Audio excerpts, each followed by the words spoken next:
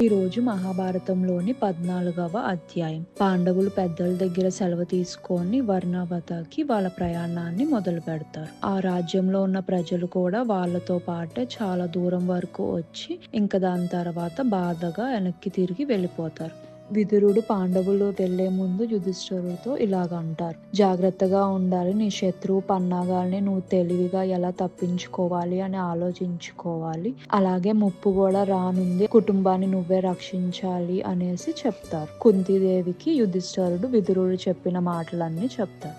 వర్ణావతాలో ప్రజలు చాలా సంతోషంగా ఉంటారు. పాండవులు మన నగరానికి రాబోతున్నారు అని వాళ్ళని చాలా సంతోషంగా స్వాగతిస్తారు. పాండవులు కొన్ని రోజుల వరకు వేరే గృహంలో ఉంటారు. వాళ్ళ భవనం ఇంకా తయారు కాలేదు అనేసి పురోచన చెప్తారు. అలా కొన్ని రోజులైనాక పురోచన పాండవుల దగ్గరికి వచ్చి, మీ భవనం ఇంకా తయారైంది, మీరు అందరూ అక్కడికి రావచ్చు అంటే ఇంకా పాండవులు అందరూ అక్కడికి వెళ్తారు. అక్కడికి వెళ్ళిన వెంటనే యుధిష్ఠిరుడికి అర్థమవుద్ది, మనల్ని చంపడానికే ఈ భవనాన్ని కట్టించారు అని. విదురుడు ఏవైతే మాటలు చెప్పాడో అవన్నీ గుర్తు తెచ్చుకొని ఆ భవనాన్ని చూస్తారు. చూసినప్పుడు యుధిష్ఠిరుడికి అర్థమవుద్ది, అసలు ఆ భవనానికి నీడ అనేదే లేదు, అసలు ఈ భవనాన్ని దేంతో కట్టారు అనేసి. యుధిష్ఠిరుడు భీముడికి చెప్తాడు, ఈ భవనం అనేది మనని చంపడానికి ఒక వల లాంటిది, మనం జాగ్రత్తగా ఉండాలి, పురోచనకి అసలు ఎలాంటి అనుమానం రానివ్వకుండా మనం ఉండాలి, అలాగే మనం ఈ భవనం నుంచి ఎంత తొందరగా వీలైతే అంత తొందరగా వెళ్ళిపోవాలి అనేసి.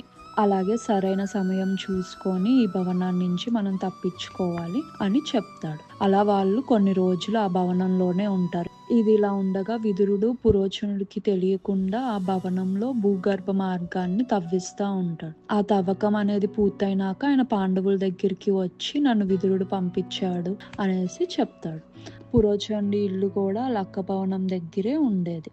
పాండవులు వేటకి అని అడవికి వెళ్ళి అడవినంతా పరీక్షించేవాళ్ళు, ఏ దారి ఎటువైపు వెళ్తుంది అని అన్ని చూసుకునేవాళ్ళు. ఇంకో పక్క పురోచనుడు సమయం కోసం వేచి ఉండేవాడు. అలా ఒక సంవత్సరం గడుస్తుంది. ఇంకా పురోచనుడు ఇప్పటికే చాలా కాలం అయింది అని అనుకుంటాడు. యుధిష్ఠిరుడికి ఇంకా అర్థమవుద్ది, ఇంకా మనం తొందరగా తప్పించుకోవాలి అని. ఇంకా ఆ రోజు రాత్రి వాళ్ళ సోదరులకి చెప్తారు, మనం ఈ రోజే తప్పించుకోవాలి, ఇంకా మనకి సమయం లేదు అనేది. అలా అర్ధరాత్రి సమయంలో భీముడు ఆ భవనానికి అంతా మంటలు వెలిగిస్తాడు. కుంతిదేవి మరియు పాండవులు భూగర్భ మార్గం నుంచి వెళ్తా ఉంటారు. ఆ మంటలకి ప్రజలందరూ గట్టిగా అరుస్తూ ఉంటారు. కొంతమంది ఏడ్చి, దుర్యోధనుడు ఎందుకు ఇలా చేశాడు, ఎలాంటి పాపం తెలియని పాండవుల్ని చంపేశాడు అని అంటాడు. ఆ భవనం దగ్గరే ఉంటున్న పురోచనుడు తప్పించుకోలేక ఆయన చేసిన చెడ్డ పనికి ఆ మంటలోనే బూడిదవుతాడు. ఆ నగరంలో ఉన్న ప్రజలందరూ హస్తినాపురంకి సమాచారం పంపిస్తారు, పాండవులు అందరూ మంటల్లో కాలి చనిపోయారు,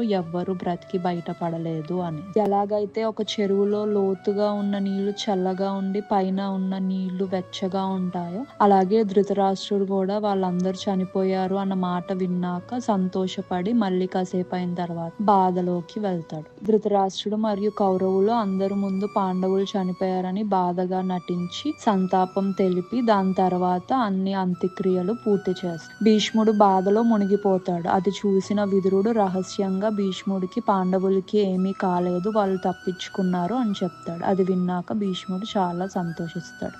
భీముడు వాళ్ళ అమ్మ మరియు సోదరులు బాగా అలసిపోయారు అని చూసి వాళ్ళ అమ్మని భుజాల పైన ఎక్కించుకొని, నకుల సహదేవుల్ని నడుం పైన ఎక్కించుకొని యుధిష్ఠిరుడు అర్జునుడిని చేతి సహాయంతో అలా తీసుకెళ్తా ఉంటాడు. అలా వాళ్ళు గంగానది తీరం దగ్గరికి చేరుకుంటారు. వాళ్ళ కోసం ఒక పడవ సిద్ధంగా ఉంటది. అలా వాళ్ళు గంగానదిని దాటి ఒక దట్టమైన అడవిలోకి వెళ్తారు. ఆ దట్టమైన అడవిలో దప్పికతో నీరసంతో నడవలేక ఇంకా వాళ్ళు ఒక చెట్టు కింద కూర్చుంటారు.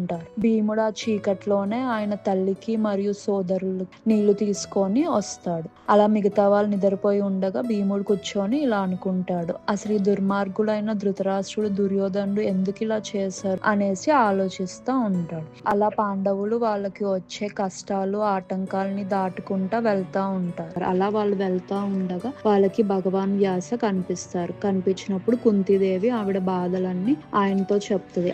అప్పుడు వ్యాస మహర్షి ఇలాగంటారు, ఏ మనిషి కూడా ఎప్పుడు సంతోషంలోనే ఉండరు, అలాగే బాధలో కూడా ఉండరు. జీవితం అనేది ఒక చిక్కువల లాంటిది. ఈ ప్రపంచంలో ప్రతి మనిషి మంచి చెడు రెండు చేస్తారు. ప్రతి ఒక్క మనిషి వాళ్ళు చేసే చర్యలు ఒక పరిణామాలు భరించాలి అని చెప్తారు. పాండవులు వ్యాస మహర్షి ఇచ్చిన సలహా మేరకు బ్రాహ్మణుల్లాగా వేషధారణ వేసి ఏకచక్ర నగరానికి వెళ్లి ఒక బ్రాహ్మణుడు ఇంట్లో ఉంటారు, మంచి రోజుల కోసం ఎదురు చూస్తూ. ఈ రోజు అధ్యాయం గురించి మీరు ఏమనుకున్నారో కమెంట్ సెక్షన్ లో తెలియపరచండి. రేపటి అధ్యాయంలో మళ్ళీ కలుసుకుందాం.